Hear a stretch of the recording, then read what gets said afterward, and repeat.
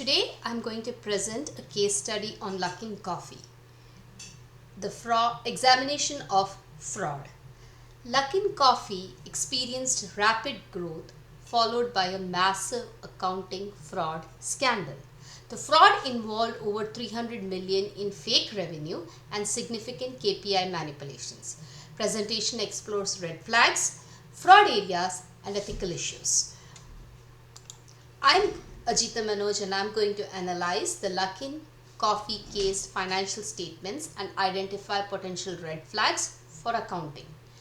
Before the revelation that Luckin Coffee had committed fraud, the coffee company's financial statements and disclosures contained a number of red flags that an experienced investor, auditor, or forensic accountant would find concerning. From questionable profitability to unlikely operational measures and disclosures of governance, missteps to audited or wires circumvented, these red flags are wide and varied. The breakdown of each category of red flags is given below. Inconsistencies in gross margin and unit level loss. The company's average selling price, which they reported regularly, was RMB 9.02. The store level cost per cup was 13.26, which implied a unit loss per cup of 4.24 or 44%. It is not sustainable margin in retail food and bev business. Instead of adjusting pricing and cutting cost or going out and disclosing concerns as to profitability of certain businesses, management continued to report improving operating performance. The open gap between the ASP and the COGS is an operational red flag, and it is possible that profitability is misrepresented throughout the income statements and misreported to grow the business for storylines. Change in revenue growth without corresponding increase in operating revenue. While Luckin reported explosive revenue growth quarter over quarter, there were no underlying operational data to back it up. Despite opening more stores, the number of items sold in stores per day decreased from 356 to 244. Third, unexpected shift to profitability without the obvious explanation to why. Revenue to Luckin in Q3 2019 were trumpeted as a breakthrough. The company revealed RMB 64 million worth of store level profitability, sending the share prices soaring and the analysis upgrading. Nevertheless, this number was later restated as 357 million loss, implying that profitability was entirely fabricated. Such drastic shifts in financial trajectory, when there is no justification to pricing or cost containment or any high spurt in demand, usually means manipulated earnings. Financial statement analysis should have shown the margin expansion could not be considered credible, with per unit losses and increasing operating cost being experienced. Aggressive capital expenditure outside of cash flow alignment. Almost everything that led to Luckin's growth was through equity raises and borrowings. The company burned RMB 3.3 billion or approximately 500 million through the first 15 working months of operation. It consumed RMB 9.2 million daily in Q1 of 2019. Engaging this type of cash burn, Luckin went ahead and made claims of attaining profitability and future cash flow break-even and remained with no fundamental change in business model.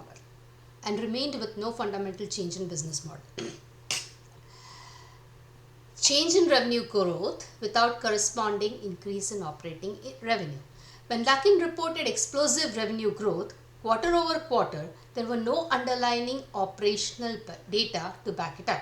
Despite opening more stores, the number of items sold per store decreased.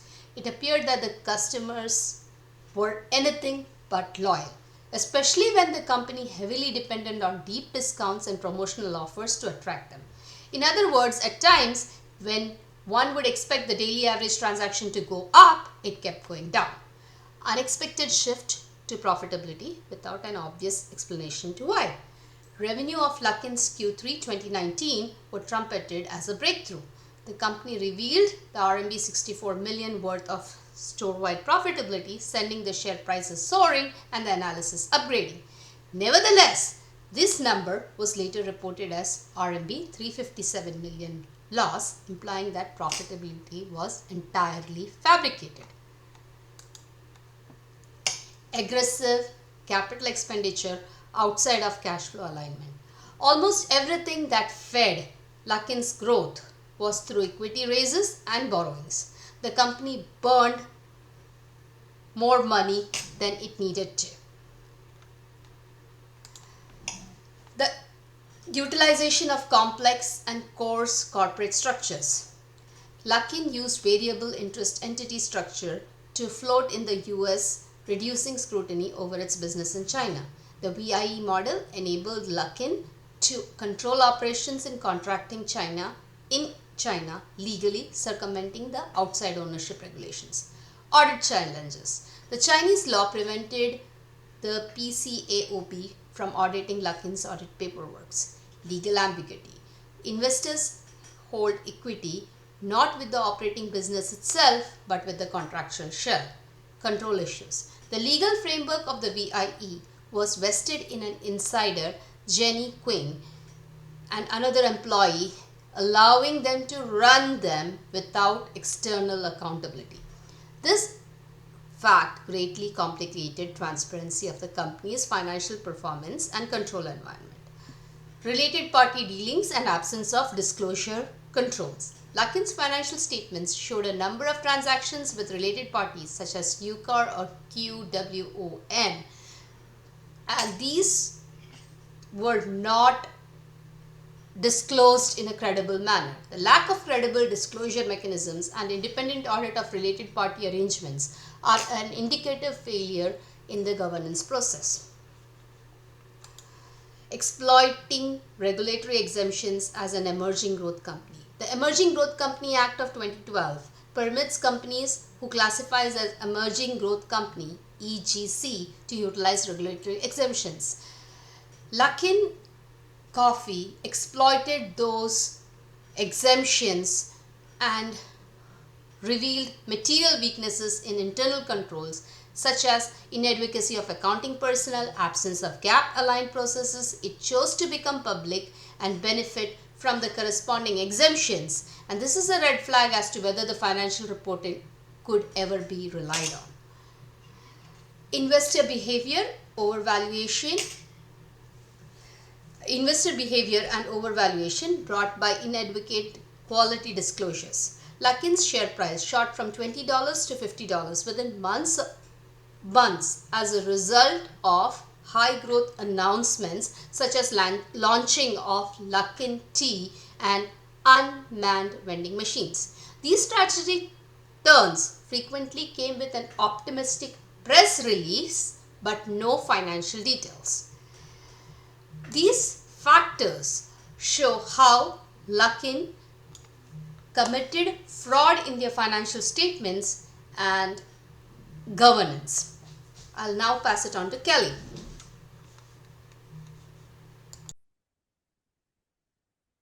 Hi, I am Kelly, and I will be discussing on the potential areas of fraud in the Luckin's Coffee case study.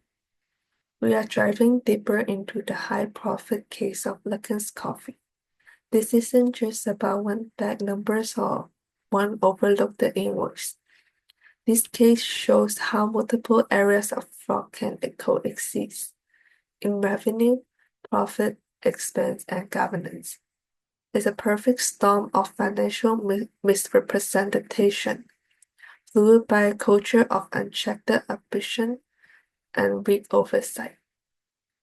We will explore 4 key areas, which are revenue recognition fraud, profit manipulation at the store level, expense inflation, and related party transaction and corporate governance failures. Let's start by discussing the revenue recognition fraud. which was at the heart of the Luckin's coffee scandal. From the second to the fourth quarter of 2019, Luckin's management fabricated approximately 2.2 billion RMB in sales, or about 300 million US dollars. These were completely fake transactions. They recorded sales before actual transactions were completed, and they inflated coupon redemption to simulate real customer purchase. This manipulation created a fake image of strong demand and rapid market growth. One key tactic was the use of related party transactions to purchase large volumes of coffee vouchers. These related entities act like intermediaries, buying vouchers in bulk to make it appear as though real consumers were redeeming them. These sales were then fakely recorded as actual customer demand. The deception paints a picture of strong operational success and helped drive up the company's valuation. This gave the impression of explosive revenue growth, which mislead investors and analysts, and eventually violate core accounting principles such as those under GAAP and IFRS. Moving on to profit manipulation. Here the fraud occurred at the store level, where Luckin's outlet misreport transaction values, the cost of goods sold, and key margin metrics. This manipulation made individual stores appear more profitable than they actually were. So Luckin's Coffee can suggest strong financial performance and support Luckin's narrative of being a fast-growing and operationally sound business. This was key in maintaining investors' confidence and justifying further capital raise and store expansion. Again, the result was a complete distortion of the company's true financial situation. Next is expense manipulation. To help explain the fake revenue, Luckin's inflate in its marketing and advertising expense, reporting about 1.34 billion RMB or 190 million US dollars in inflated costs. They fabricated invoices, manipulated payment records, and created fake vendor relationships. This wasn't just about boosting perceived growth, it also masked fraudulent cash outflows, making it harder to trace where the money was really going. There were major inconsistency between what conscious states and what was actually paid, and this again gave a false impression of scale and success. Finally, we come to related party transaction and corporate governance failures. Two major examples include QWOM Digital, which was tied to Chairman Charles Lu, and UCAR Inc., which has close relationship with 6 out of 8 of Luckin's board members. These entities received large sums from Luckin's either through marketing deals or rental arrangements, raising clear conflict of interest.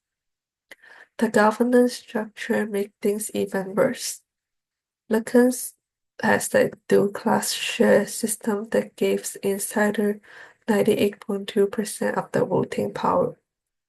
This meant executives like Charles Lu, Jenny Chan, and Shu Ying Wang has near total control over decision making, and they were heavily insiderized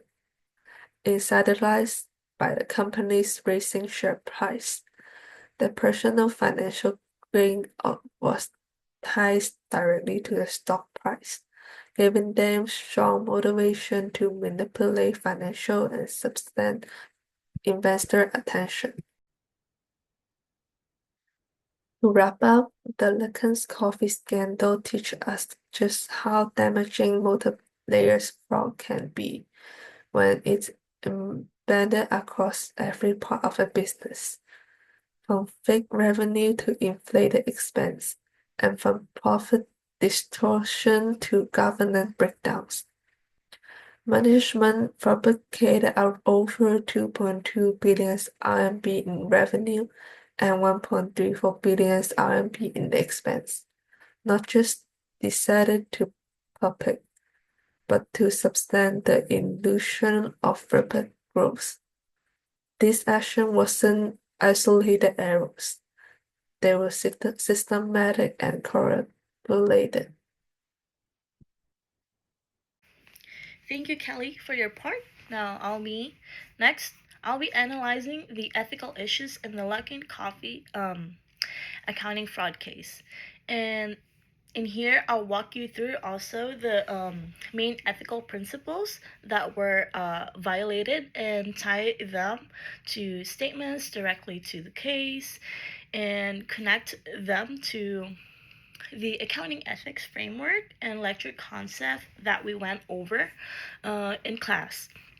Um, so on the first slide, we're gonna focus on the first issue. Here, um, from Q2 to Q4, Luckin reported RMB 2.2 billion, and that's about $315 million in fake sales. And this actually inflated revenues by 47%, which misled uh, the shareholders and the analysts. And this also violates the principles of honesty, one, accountability, two, and fiduciary duty, three. And as emphasized in Dr. Chan's lecture 7.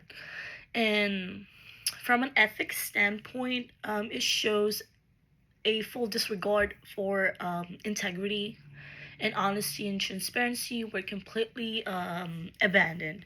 And like in culture, rewarded unethical conduct, um, such as fake transactions were routed through related entities and even involve executive relatives. And also, on top of that, the COO and the CEO pledged shares to secure personal financing, which that created personal conflicts of interest. And all of these reflects a clear lack of integrity and accountability. Luckin also reported a coded a lack of sufficient accounting and financial reporting personnel with requisite knowledge, and a lack of um, financial policies and its IPO filings, and that's actually considered a governance failure. The COO planned the fraud, and the other executives were involved. They controlled internal decisions, and the entities used to falsify sales. Now we're gonna go over on the next slide. We're gonna talk about more ethical issues and analysis. Charles' sister and Jenny Kian's stock reached 6.7 billion in only 2 years after the company opened its first store, and that's a huge red flag for the for principal objectivity. Their personal gain compromised for professional judgment, and objectivity was completely lost in this pursuit of inflated valuations. And even though they knew about the fraud internally, management continued to deny allegations as late as February 2020. Excuse me. They issued a press release that categorically denied all of these allegations, and this actually shows a complete lack of transparency. And as we learned in our lectures, transparency includes accuracy, timeless, and completeness. And none of these were provided by Luckin. They also showed no professional behavior when the short seller tried to expose the fraud, and instead of correcting this, um, the company misled the market, damaged which damaged more the public trust and reputation of the accounting profession. And then we also have the auditors. External auditors um, failed to detect the big fraud. Restatements later showed that Q3 profits were actually 518 million lost, and because Chinese laws prohibited PCAOB access to working papers, so that's why working papers they could not be held accountable, and all of these shows a lack of professional skepticism, and EY China missed all of these red flags like related party deals, and they failed to apply a uh, this important I'd say mindset. And now we're gonna go over more ethical issues. Next slide here. Okay. And employees were pressured to comply with or hide fraud, which violates more obligations to honesty and transparency. And this actually reflects a failure in confidentiality and whistleblowing. And it was a poor ethical culture where whistleblowing was discouraged. Um, Also, Luckin's executives intentionally lied to investors, violating the core of ethical duty of truthfulness. And this was not a mistake; it was a intentional scheme to mislead. And also, 6 of the 8 board members were insiders tied to UCAR Inc., Charlie's sister, and the other company. Uh, Also, Sun Ying, Lou's sister, owned 10.5% of the shares and pledged 100% of them. And this clearly violates governance best practices, and there was no actually independence oversight to stop these unethical actions.